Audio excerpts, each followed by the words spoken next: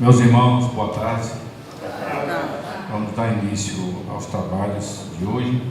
Antes, dando alguns avisos. Como de praxe, a gente tem informando que a casa faz alguns trabalhos sociais aqui. Então, nós continuamos aceitando gêneros alimentícios, itens de enxoval de bebê, para a manutenção dos projetos. Temos também um artesanato na nossa livraria, também com Tânia. E estamos com inscrições abertas para o curso de acolhimento, ou seja, o curso inicial do Espiritismo. E também temos o atendimento fraterno, que são aquelas atividades que nós recebemos pessoas na nossa casa e damos aquele consolo, aquela orientação em momentos que esse indivíduo, a pessoa precisa. Vamos fazer a leitura do Evangelho, o capítulo 6, o Cristo Consolador, instruções dos Espíritos, né? É bom lembrar o Espírito de verdade que manda essa mensagem, mas vocês vão ver um texto que tem muitas mensagens do Espírito que trazendo aqui para a gente, ligado aos Evangelhos também, né? Vamos lá. Veio como outrora, advento do Espírito de verdade. São 3 mensagens que ele manda, vou ler uma aqui. O advento do Espírito de verdade. Aí diz aqui, esse Espírito de verdade é Kardec, né? Ele era o codificador, que recebeu as mensagens e colocou aqui no livro, no Evangelho, no Espírito. Não faça essa informação, que a pessoa se confunde pensando que é Kardec, mas não é. Kardec só era um instrumento, né, pessoal? Venham como outrora aos transviados filhos de Israel, trazei-vos a verdade, dissipar as trevas. Escutai-me, o Espiritismo, como fez antigamente, a minha palavra tem de lembrar aos incrédulos que acima deles reina a imutável verdade, o Deus bom, o Deus grande, que faz que germine as plantas, se levantem as ondas. Revelei a doutrina divinal como ceifeiro, reuni esses feixes, o bem espaço do ser da humanidade, e disse: vinde a mim, todos vós que sofreis. Mas, ingratos, os homens se afastaram-se do caminho reto e largo que conduz ao reino do meu Pai, e enveredaram pelas ásperas sendas da impiedade. Meu Pai não quer aniquilar a raça humana, quer que, ajudando-vos uns aos outros, mortos e vivos, isto é, mortos segundo a carne, portanto não existe morte, vós socorrais mutuamente, e que se faça ouvir não mais as vozes dos profetas e dos apóstolos, mas dos que já vivem na terra, aclamar. Orai e crei, pois que a morte é a ressurreição, sendo a vida a prova buscada, e durante a qual as virtudes que houveres cultivadas crescerão e se desenvolverão como sempre. Continuam, homens fracos, que compreendeis as trevas das vossas inteligências. Não afastais o facho que a clemência divina vos coloca nas mãos para vos clarear o caminho e reconduzir-vos, filhos perdidos, ao regaço de vosso Pai. Sinto-me por demais tomado de muita compaixão pelas vossas misérias, pelas vossas fraquezas, para deixar de estender mão socorredora aos infelizes transviados, que vendo o céu, caem no abismo do erro. Crede, irmão. Crede, amai, meditai sobre as coisas que vos são reveladas. Não mistureis o joio com a boa semente, as utopias com as verdades. Encerrando. Espíritas, amai-vos, este primeiro ensinamento. Instruí-vos, é o segundo ensinamento. No cristianismo encontram-se todas as verdades. No cristianismo encontram-se todas as verdades. São de origens humanas, os erros que neles se enraizaram. Eis que além do túmulo que julgueis, fechando, o nada, vozes vos clamam: irmãos, nada perece, Jesus Cristo é o vencedor do mal, sede os vencedores da impiedade. Espírito de Verdade, em Paris, em 1860, quando essa mensagem foi psicografada por Kardec. Vamos levar o nosso pensamento para o alto, após ouvirmos essa mensagem de esperança. onde mostra a importância que nós temos que ter diante desse momento que passamos na Terra, sabendo que existe uma vida muito mais adiante, que a vida continua muito mais adiante. Façamos uma prece para os espíritos trabalhadores desta casa, oremos por eles.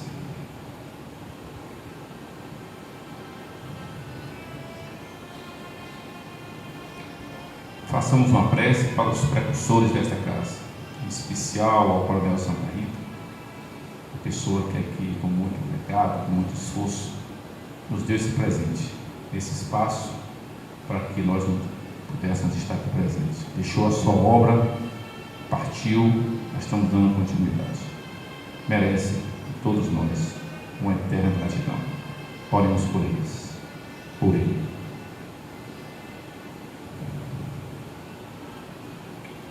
Façamos uma prece para nossos irmãos em estado de necessidade, que aqui já se encontram, que nós, através dos nossos pensamentos, das nossas intenções, dos nossos desejos, voltasse para o bem. Levamos essa mensagem para eles, que eles possam ser fortalecidos com a mensagem do nosso irmão palestrante. Orando esses irmãos.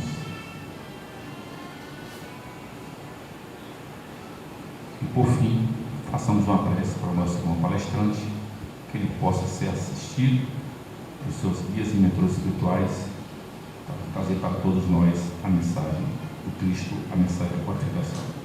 Oremos por ele.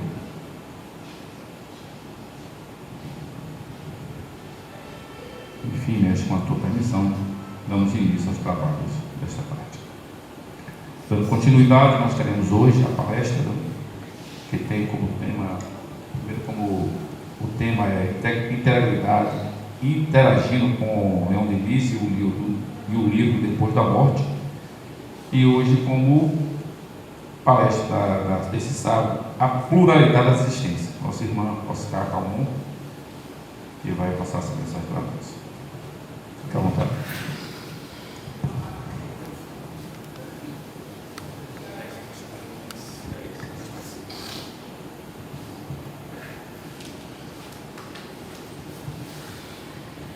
Olá, boa tarde a todos, a todas. Jesus nos abençoe. Que bom que estamos juntos na tarde de hoje, em especial aqui no MEPOM, nessa casa que nos acolhe hoje, para realizarmos então essa breve exposição sobre esse capítulo, do livro Depois da Morte, que é uma obra simplesmente sensacional. Eu acho que essa é uma grande obra de Leon Denis. Depois da Morte foi a primeira obra dele. Denis, ele tem uma capacidade de abordar, onde ele reúne ciência, filosofia, religião ou práticas, vivências e consequências morais e arte. É tudo assim, realmente uma coisa impressionante, Quando você me passou esse capítulo do livro Depois da Morte, eu fiquei assim, olha que obra sensacional, porque ela realmente é impressionante. Todas as demais obras de Leon Denis são também naturalmente, e essa é a primeira. Eu acho que ele por um processo intuitivo, ele abre uma espécie de síntese da doutrina espírita, toda concentrada nessa obra, muito bem dividida, muito bem elaborada, com capítulos curtos, mas com muita informação concentrada, e ele vai construindo, ele vai, de certo modo, edificando no leitor uma constatação, e vamos dizer assim, um enriquecimento do processo intuitivo de quem lê. Isso é uma sacada muito interessante dele, porque é isso que vai interessar, não é só a informação. A informação dele, como ele reúne tudo, ele junta tudo, ele consegue fazer com que você comece a pensar intuitivamente, né? Então você se conecta com o reino, você se conecta com o reino que há em cada um, como Jesus havia já esclarecido a todos, né? O reino dos céus está dentro de vós. Então, a vida pulsa em nós, não só a vida física, mas a vida espiritual.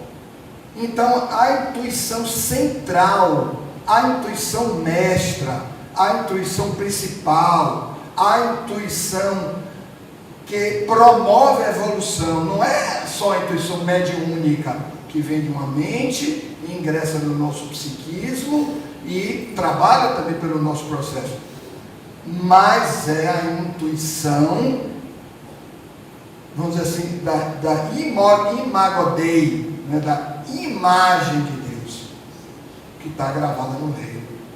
E Jesus contou uma parábola para dizer isso, né? Olha como o mestre, por isso ele é o mestre, ele conta, as parábolas de um modo geral elas têm a ver com o reino, mas há uma delas que é central nisso e que é uma pérola dentro do campo das parábolas. Então Denis, né, voltando a Denis, então Denis, ele como ele já havia alcançado essa compreensão, esse entendimento, ele escreve de modo a conjugar tudo isso num texto, sintetizar tudo isso num texto e oferecer esse texto vivo, que é diferente de outras construções, né, de obras, outra, não é que seja ruim, não é isso que eu estou dizendo, mas a obra dele é viva, porque ela são elucidações, são esclarecimentos que propõem a intuição, naturalmente propõem a intuição. Então essa obra muito especial, né, que eu sempre pensei assim, quando eu li essa obra há uns 20 e tantos anos atrás, eu sempre pensei assim, ela é uma obra para ser lida conjuntamente com o livro dos Espíritos. Ela casa certinho e ele vai até o livro dos médiuns, inclusive ele segue, ele vai adiante, mas o livro dos Espíritos, como é a síntese de toda a obra básica espírita, a obra central, se você lê o livro dos Espíritos e ao mesmo tempo, né, simultaneamente você for lendo este livro depois da morte, você vai percebendo que as elucidações vão sendo exatas, perfeitas. Diríamos assim, é uma obra cirúrgica. É uma obra cirúrgica. Não há palavra inútil na obra. Os textos são enxutos, mas são ricos. São profundos. A introdução é maravilhosa, né? A introdução. Ah, sim. Então, esse capítulo que nós vamos examinar hoje, que é pluralidade das existências, é um postulado, né, da doutrina espírita, da ciência espírita, da tese espírita, né? Ele faz um resumo, vamos dizer assim, um apanhado muito interessante. Por mais que eu diga alguma coisa aqui, não será a exatidão do capítulo. O capítulo é muito maior do que tudo que eu puder dizer aqui, né? Mas eu vou tentar de alguma forma me servir do capítulo e de todas as outras coisas que há na própria obra também, né? Para a gente aproveitar o máximo desse postulado, que é o postulado das várias existências a que o Espírito está submetido. Por exemplo, essa existência nossa agora, se nós temos ciência desse postulado, né? Se nós temos ciência dessa proposta espírita, que é uma proposta muito antiga na humanidade, né? As várias vidas, a reencarnação, né? Tudo isso é muito antigo na humanidade. E nessa mesma obra, depois da morte, né, ele vai, Leon Denis, fazendo todas as observações em torno das civilizações, dos povos, dos momentos dentro da história, onde o homem já tinha essa notícia e já, de certo modo, conhecia isso.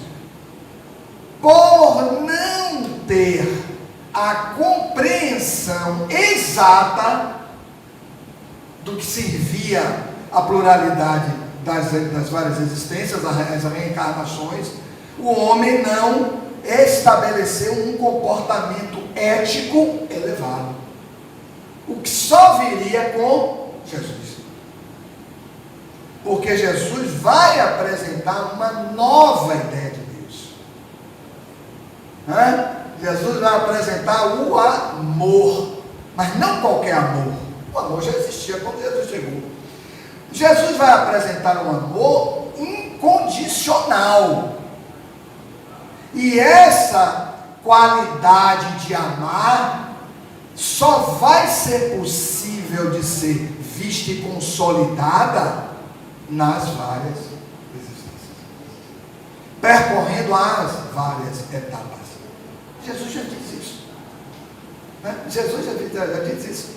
Porque tudo isso vem do reino. Ele diz: ninguém verá o reino de Deus se não nascer de novo. Quer dizer, ele está falando de um renascimento. Nascer de novo é renascer. Mais uma vez, e de novo, e mais uma vez, e de novo, e de novo, e de novo, e de novo, e de novo. Que é isso que o Espiritismo vai dizer. Que é isso que o Espiritismo vai trazer. Dentro de um conjunto de doutrina. Isso é um conhecimento solto, espaço, com várias compreensões, várias interpretações, mas sem um objetivo final. O objetivo final desse processo é a perfeição. Eu vi que vai ter um expositor aqui que vai falar sobre o alvo, quer dizer, o objetivo desses renascimentos, que é exatamente a perfeição, que Leon Denis vai trazer, que é a perfeição. Então, o Espiritismo, quando vai apresentar o postulado da pluralidade das existências, ele vai, em todos esses postulados, atestar, validar a ideia de Deus, a ideia da existência de Deus. Porque Kardec tem uma passagem muito interessante numa revista espírita, que ele vai dizer assim: o Espiritismo, ele é mais para aqueles que não acreditam em Deus. Ele é mais para estes.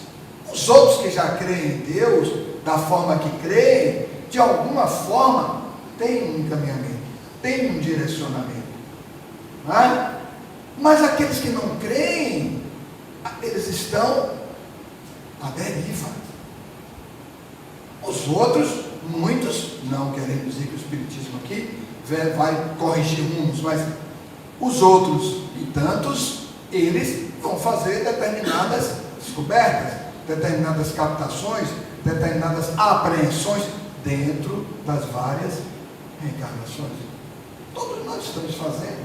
É o que estamos fazendo. O que estamos fazendo nessa encarnação? Corrigindo rota. Estamos corrigindo rotas. Aquilo que eram verdades para nós, descobrimos agora que são meias verdades. Não é, isso aqui não é uma verdade. É uma meia. É uma meia verdade. Eu preciso da metade que falta. Então eu preciso buscar o que falta, de inteireza dessa verdade que eu venho adotando. Já descobri que não é. Porque eu estou inserido nas experiências. Eu estou nas experiências. E por mais que eu tenha uma tese, por mais que eu tenha uma doutrina, por mais que eu tenha uma orientação, diante do fato, o fato é como se diz, Sua Excelência, o fato. O fato é fato. Você não muda o fato. Você não muda a ocorrência. Você tem que tentar entendê-la.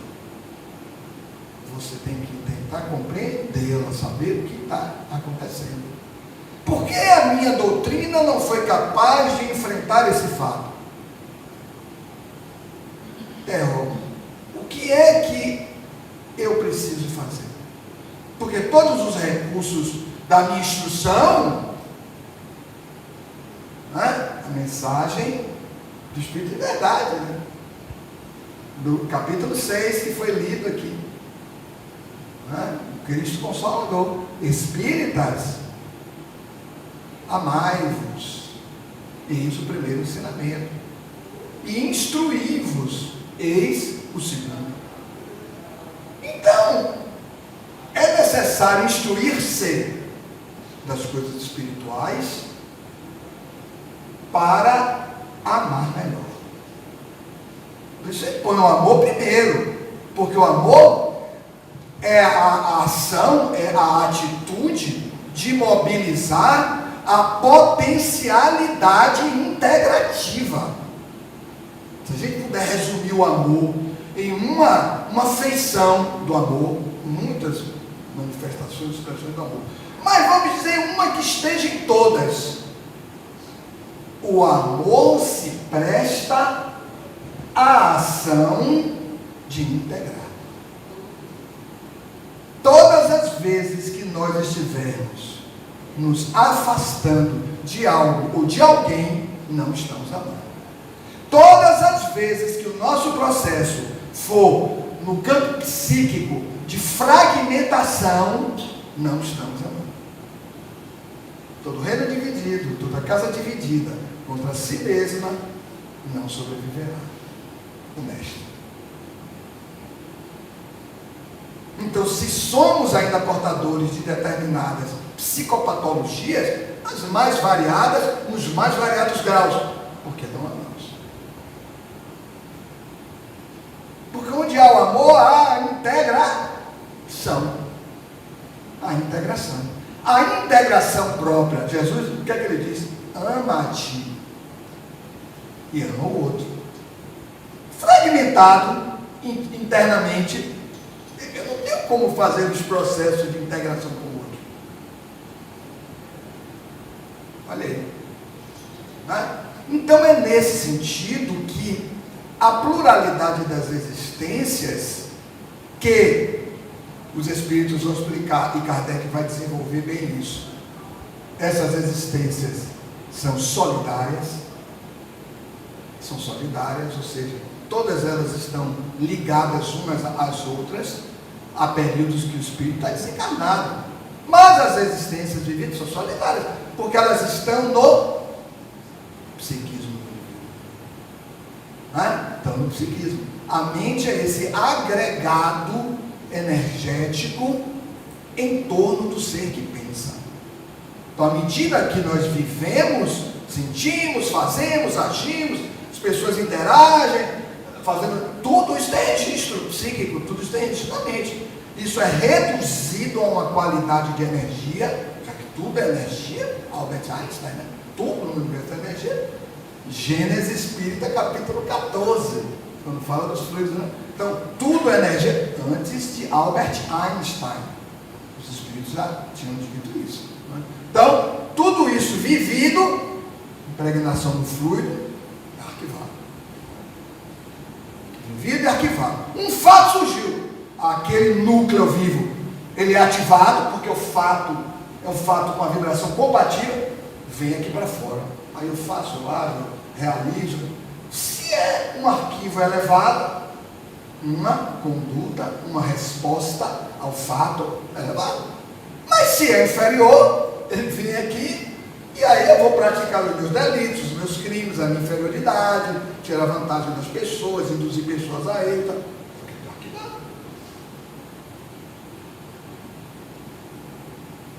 Então é muito mais do que apenas um mero postulado. É um postulado integrativo, em conjunto com outros postulados para apresentar Deus. Para apresentar Deus na sua expressão de justiça. Vir ao corpo, ter uma existência, uma nova existência, sim, é uma possibilidade imensa para o Espírito. Mas isso precisa ser o quê? Isso precisa ser compreendido. Se isso não for compreendido, é uma informação. Isso é só uma informação. Eu vou fazer palestras sobre isso, eu vou escrever livros sobre isso, seminários sobre isso, vou viajar o mundo falando sobre pluralidade das existências, que é a reencarnação, etc. Mas eu preciso viver isso. Isso precisa ser algo que eu preciso trazer para o meu campo íntimo. Para então, eu, de mim para mim mesmo, avaliar a minha encarnação. Para o espírita, para que não a dicção do que é, do conceito, das suas implicações, da sua movimentação dentro do campo das leis, etc, etc, etc. Podemos desenvolver tudo no campo das leis, a gente vê que todas vão funcionar dentro disso aí. Mas para nós, espíritas, e eu queria trazer esse tema um pouquinho para dentro da gente, né? Para nós espíritas, como está a minha encarnação? Essa é a questão. Essa é a questão. Mas para fazermos isso, é necessário que nós tenhamos em mente sempre Deus. Nada sem Deus. Madre Teresa de Calcutá. Não é assim? Madre Teresa. Deus de manhã, Deus à tarde, Deus à noite, nada sem Deus.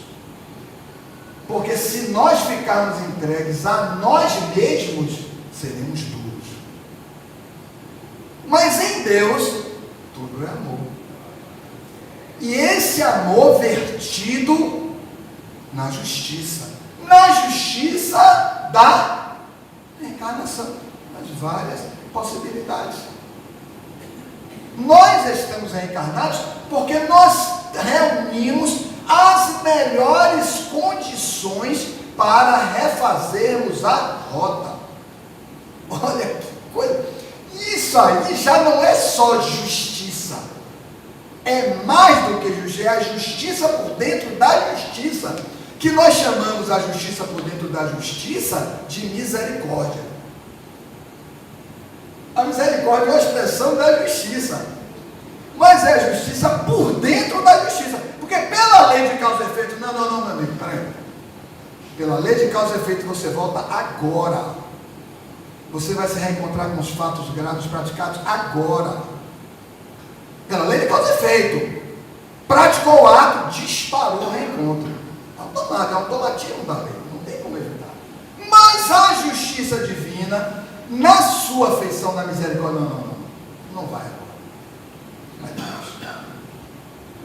É um negócio muito forte, essa coisa da pluralidade da existência, enxergada naturalmente esse postulado no conjunto dos postulados, todos dos demais. Deus,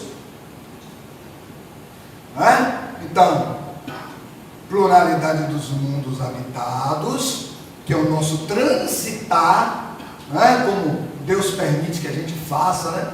Transitando pelos mundos, né? Pluralidade dos mundos habitados, comunicabilidade dos espíritos, né?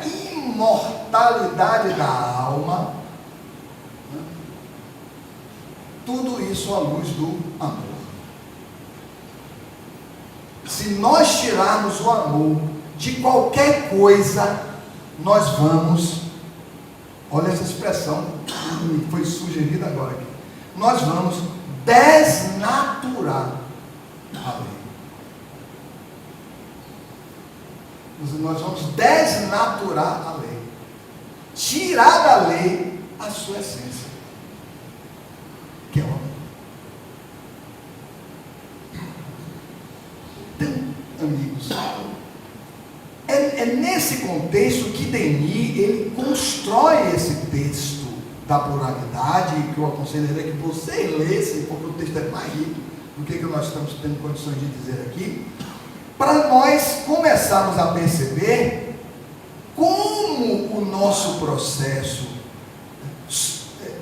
de evolução, ele se dá, e muitas vezes se dá inconscientemente. É inconsciente. Eu estou na encarnação, crescendo, não porque eu escolhi, mas porque os fatos estão solicitando de mim determinadas condutas e posicionamentos que corrigem a minha rota. Quando eu dificulto, eu crio o atrito com a lei. Eu crio o atrito com a lei. Então eu sofro. Que é a dor? A dor é essa, vamos dizer assim, essa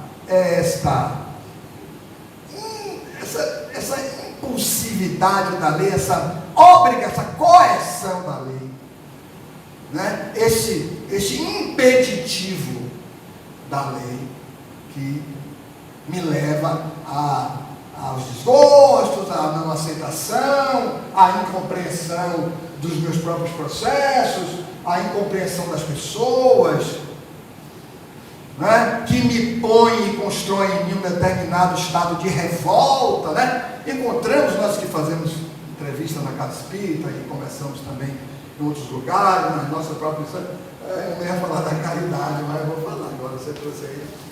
Obrigado. Então, nós percebemos assim, muito numa fala, o que você vai indo ali escutando a pessoa, às vezes uma pessoa até da sua família, da sua amizade, alguém, você vai indo, aí você vai encontrar assim, aquela revolta, que traduz um pouco aquela não aceitação pela vida que tem, ou por um fato, ou por uma situação, por uma circunstância, né? E você percebe que aquele é o ponto da pessoa. Aquele é o ponto da pessoa com a existência que ela tem agora.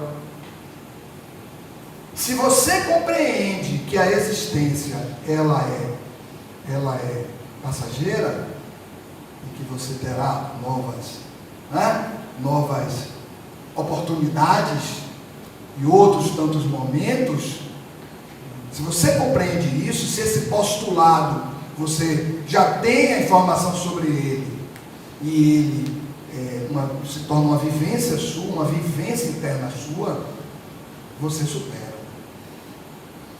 Mas se você não tem, ou se tem essa informação como uma mera informação, mas não construiu a consciência, porque uma coisa é informação, outra coisa é consciência sobre aquilo. Né? Temos a informação sobre mediunidade, mas nós exercitamos a mediunidade que temos no grau, na qualidade que nós poderíamos exercitar. Muitas vezes não, eu li tudo sobre mediunidade. Olha, eu já li tudo sobre mediunidade. Você quer o que de mediunidade? Eu quero isso, eu quero na hora. A pessoa fala muito bem sobre aquilo. Mas aquilo ainda não é a verdade da pessoa, porque não há uma consciência sobre aquilo. Não há uma consciência ainda sobre aquilo. Então, esse processo, ele, da compreensão da pluralidade das existências, da solidariedade entre elas, e daquilo que hoje nós estamos submetidos, mas esquecidos. Olha a misericórdia, o esquecimento do passado. O passado está perdido? O passado está bem vivo em nós, mas está esquecido. Olha que situação, está esquecido para quê? Para que eu me dê uma nova oportunidade. Então, justiça divina, olha o conceito de justiça divina. A justiça divina se caracteriza pela oportunidade. Sempre pela oportunidade. Meu amigo, uma nova existência. Dentro da existência, uma falta, uma nova oportunidade. corrige agora. Aí vem a oportunidade. Eu não corrijo. Aí eu ofendo a pessoa de novo. Aí uma nova oportunidade. Aí eu ofendo de novo. Aí tira aquelas pessoas, bota pessoas novas. Eu ofendo as novas também. Uma nova oportunidade. Sempre uma nova oportunidade. Mas que nós, como não vemos a justiça divina, não compreendemos, o que fazemos? Punimos. Punimos a pessoa.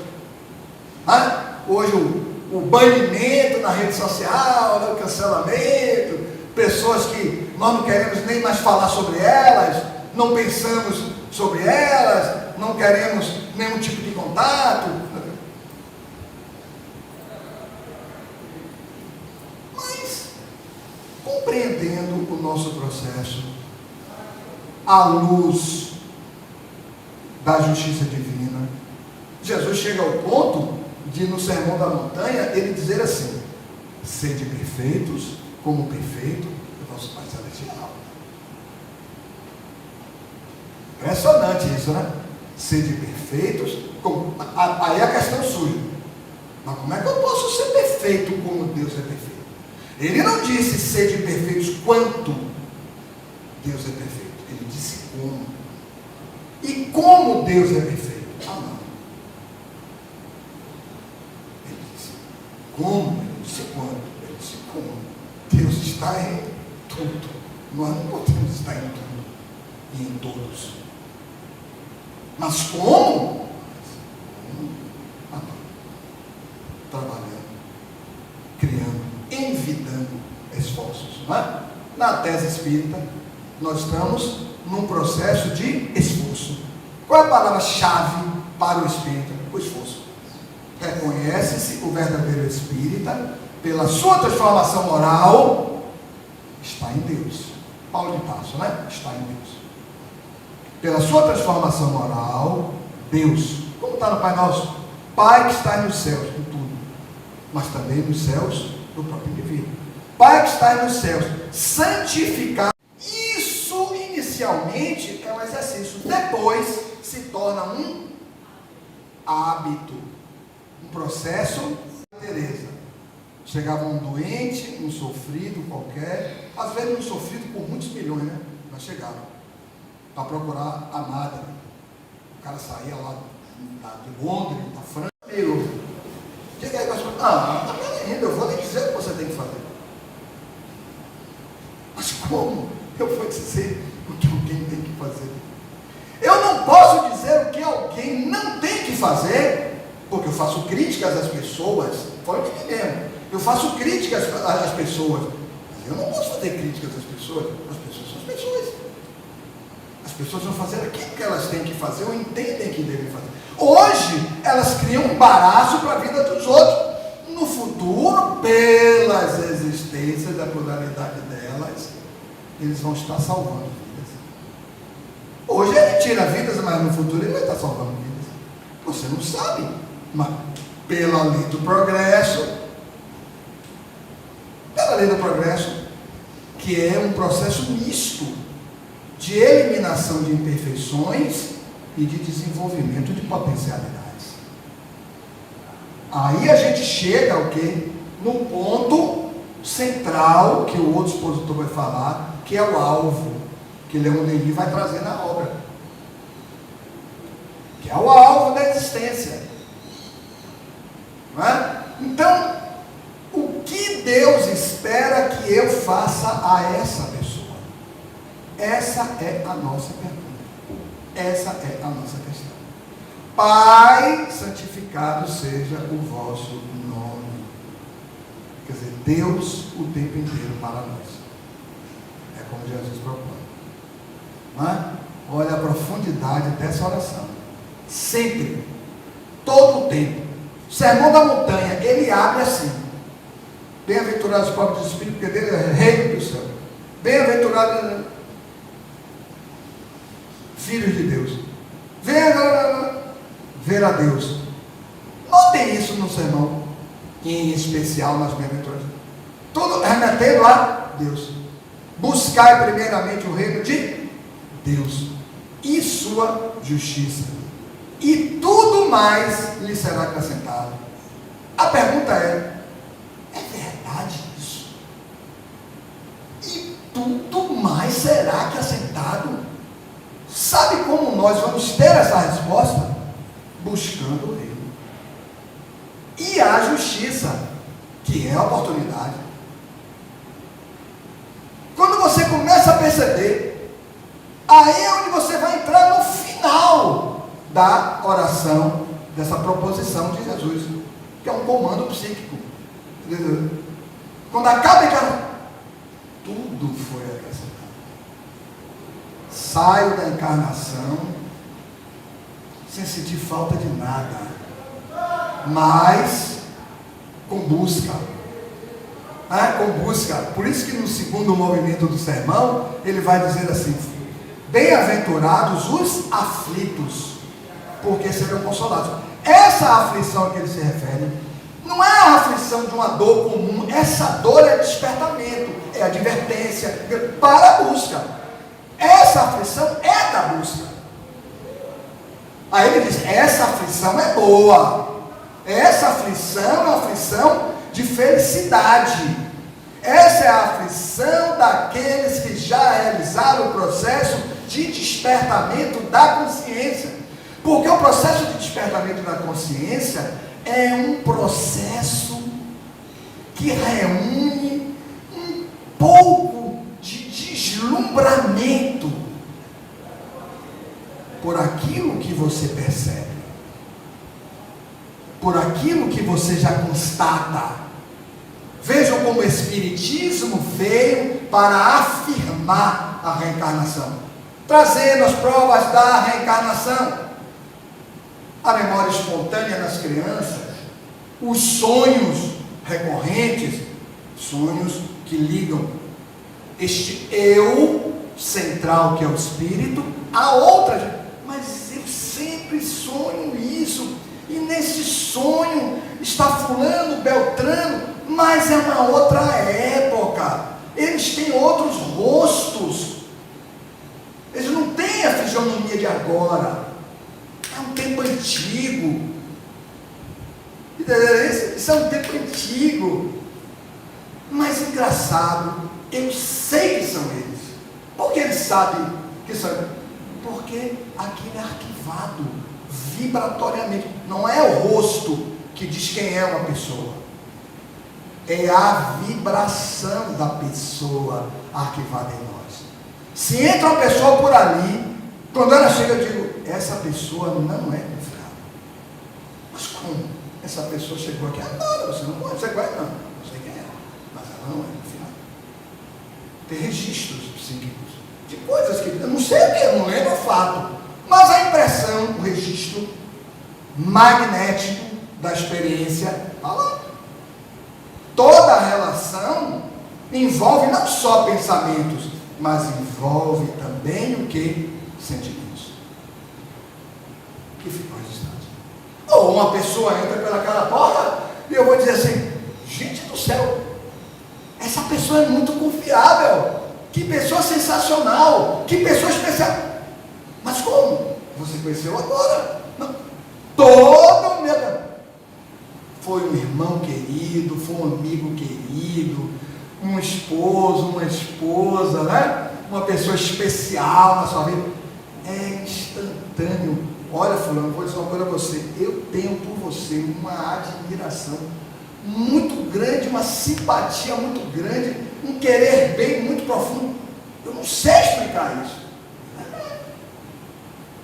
Assim como as antipatias profundas, né? De pessoas até boas, a pessoa até já mudou, o espírito até já mudou, são muitas encarnações da batalha, o indivíduo se atualizou evolutivamente, mas você tem um registro antigo.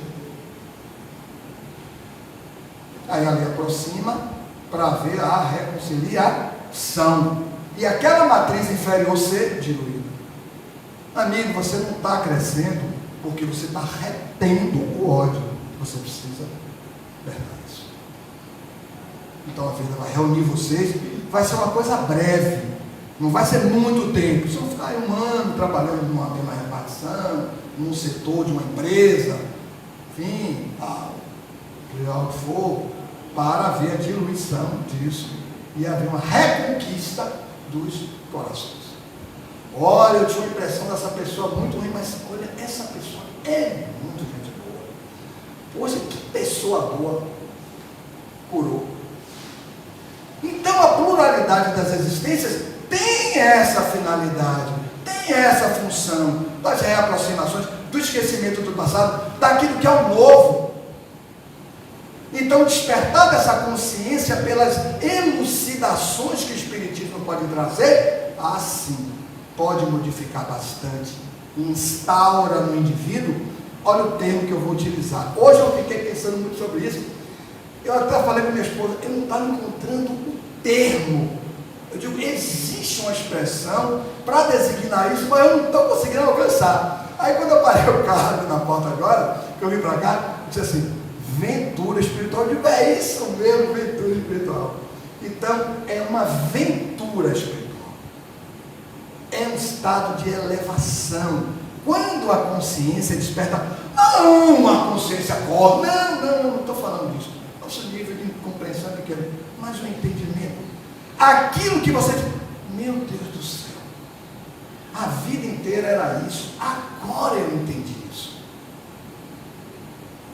Eu agora entendi essa situação, eu agora entendi esse fato, eu agora entendi que a vida vai para além até onde eu percebia. A vida é muito maior do que o que eu percebia. Isso é uma ampliação da consciência. E você entra nesse estado, nessa situação, e você ingressa nela, e você se nutre dela, porque você já é agora uma pessoa maior, intelectual e moralmente. Você está fazendo uma nova escolha.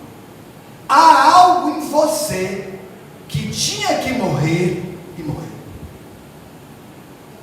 Porque são muitas mortes. O próprio fenômeno da pluralidade das existências implica na morte e no renascimento. Na morte e no renascimento. Voltando, ninguém verá o reino de Deus se não nascer de novo. E nascer da água, líquido amniótico, né? Todos nós nascemos na água, no ventre. Nascer da água e do Espírito, o Espírito que se é. O Espírito que se é. Notem que quando Jesus abre o Sermão da Montanha, ele abre com a proposta de espiritualização.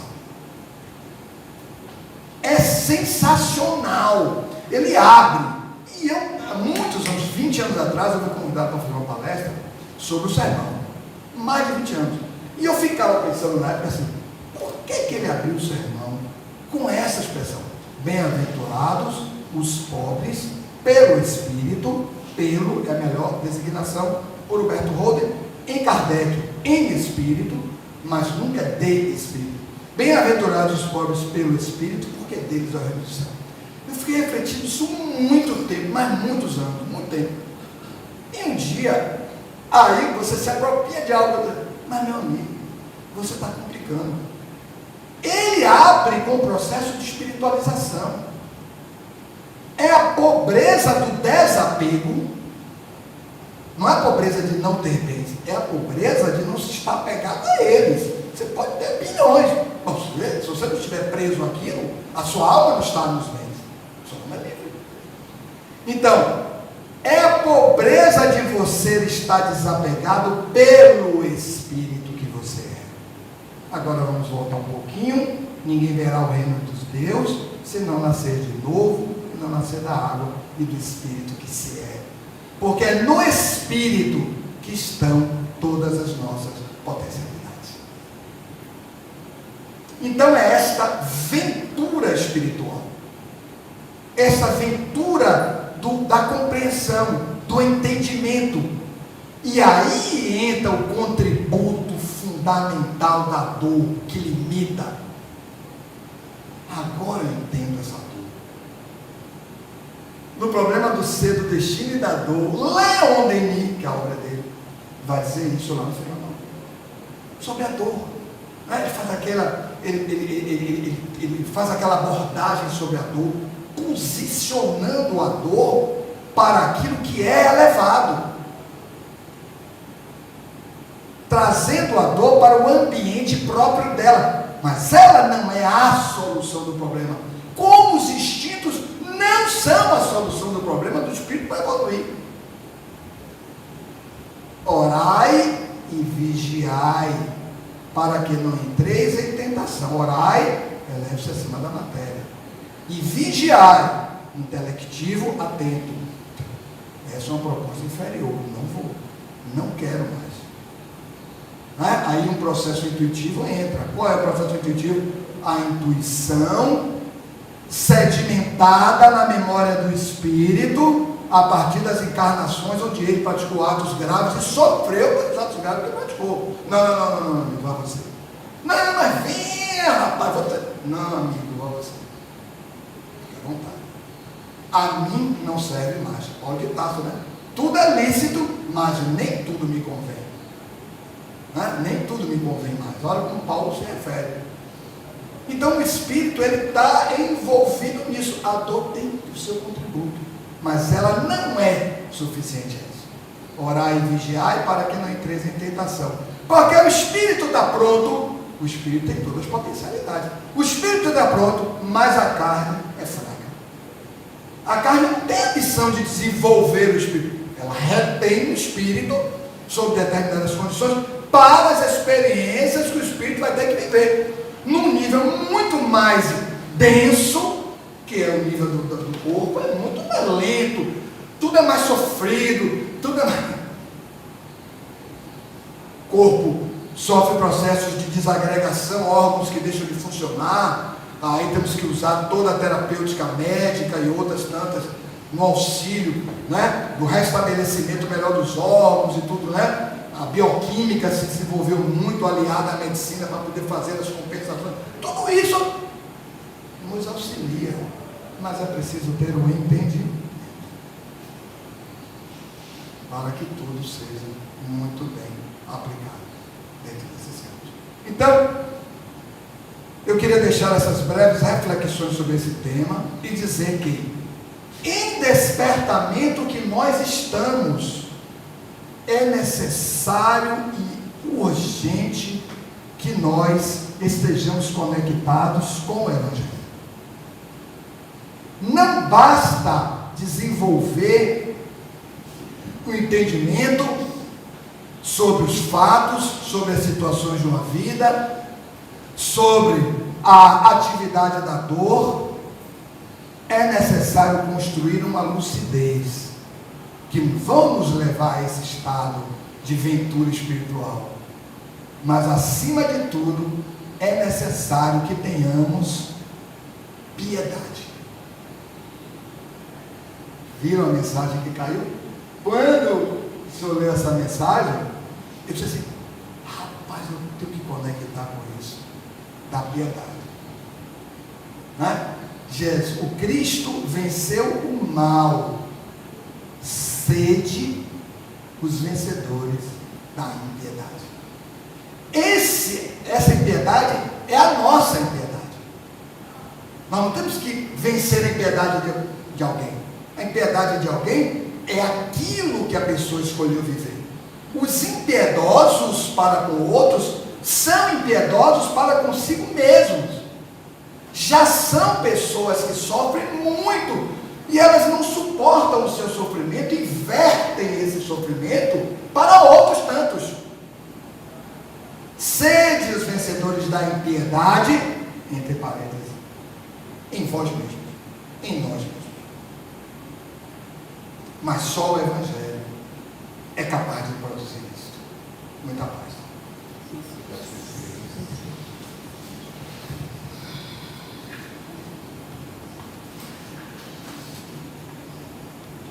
Meus amigos, vamos dar continuidade, mas antes da prece, gostaria de externar, como ouvir uma mensagem como essa, nos deixa mais leve,